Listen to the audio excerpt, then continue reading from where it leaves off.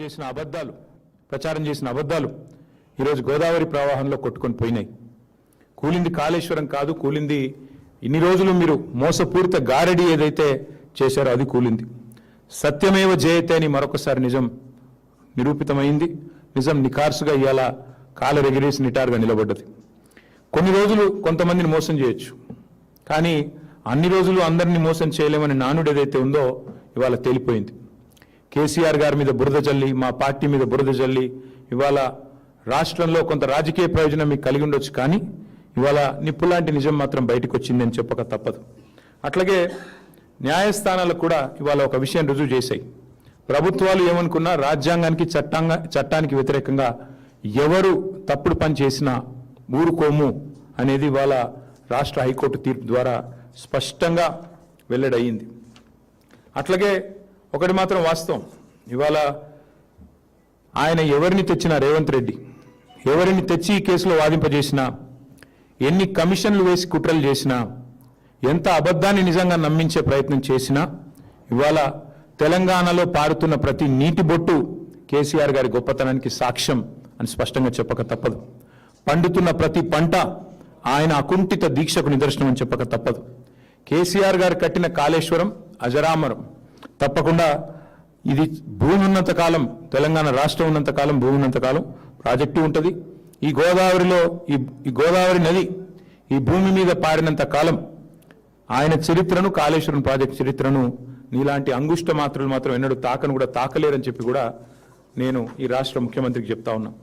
మేము మొదటి నుండే చెప్తా వచ్చాం, ఈరోజు కాదు. ఈ పీసీ ఘోష్ కమిషన్ రిపోర్ట్ ఏదో ఇచ్చింది అని చెప్పినాడే నేను చెప్పాను, మా పార్టీ తరఫునే చెప్పాను. ఇది పీసీ ఘోష్ కమిషన్ కాదు, పీసీసీ నివేదిక అని ఆ రోజే చెప్పాను. ఇవాళ అది అక్షర సత్యం అని చెప్పి తేలిపోయింది హైకోర్టు తీర్పుతో. వాస్తవం ఏంటి? కని విని ఎరగని గోదావరిలో ప్రవాహం వస్తే, వరదలు వస్తే 28 లక్షల క్యూసెక్కులు వచ్చినా, మొత్తం మేడిగడ్డ బరాజు మీద నుంచి నీళ్లు ఫీట్ల ఎత్తున పోయినా తట్టుకొని నిటారుగా నిలబడ్డది మేడిగడ్డ. వాస్తవం అది. కానీ ఇవాళ ఇష్టం వచ్చిన మాటలు, ఇష్టం వచ్చిన ప్రచారాలు, కాళేశ్వరం కూలేశ్వరం అయిపోయిందని, 1,00,000 కోట్లు కొట్టుకొని పోయాయని ఇద్దరు, నేను ఒక్కరిని అనట్లేదు, ఇందులో ఇద్దరిని అంటా ఉన్నా, అటు కాంగ్రెస్ ఇటు బీజేపీ సిగ్గు విడిచి, కేంద్ర మంత్రి స్వయంగా సిగ్గు లేకుండా పక్కనున్నవారు ఒప్పందిస్తే నోటికొచ్చినట్టు జలవనరుల మంత్రి మాట్లాడినారు మొన్న పార్లమెంట్లో. వెంటనే మా సురేష్ రెడ్డి గారు సమాధానం చెప్పారనుకోండి, బట్ ఆయన కూడా అంతే మాట. అట్లాగే ఇక్కడ ముఖ్యమంత్రి నుంచి మొదలు పెడితే గ్రామీణ స్థాయిలో ఉండే కాంగ్రెస్ కార్యకర్త దాకా ఒకటే మాట, పాడిందే పాటరా అన్నట్టు ఒకటే మాట, ఒకటే సొల్లుపురాను. అందుకే ఈ జలద్రోహులు ఎవరైతే ఉన్నారో, 60 ఏళ్లుగా తెలంగాణకు నీళ్లు ఇవ్వకుండా ఏడిపించిన వాళ్ళు, 60 ఏళ్లుగా తెలంగాణ రైతులను ఇబ్బంది పెట్టిన వాళ్ళు, గోసబుచ్చుకున్న రాబందులకు ఇవాళ ఈ తీర్పుతో జ్ఞానోదయం కలిగి ఉండాలని చెప్పి నేను అనుకుంటా ఉన్నా. వాస్తవానికి తెలంగాణ రైతాంగానికి కాళేశ్వరం ఒక వరప్రదాయిని, తెలంగాణ రైతాంగానికి కాంగ్రెస్ ఒక శనేశ్వరం. ఇది మొదటి నుంచి మేము చెప్తా వచ్చాం. కాళేశ్వరం అనేది ఎంత వరప్రదాయిని అనేది ఎంత వాస్తవమో, కాంగ్రెస్ అనేది శనేశ్వరం అనేది కూడా అంతే అక్షర సత్యం. ఇది ఈరోజు రైతులు ఇప్పుడిప్పుడే గ్రహిస్తూ ఉన్నారు.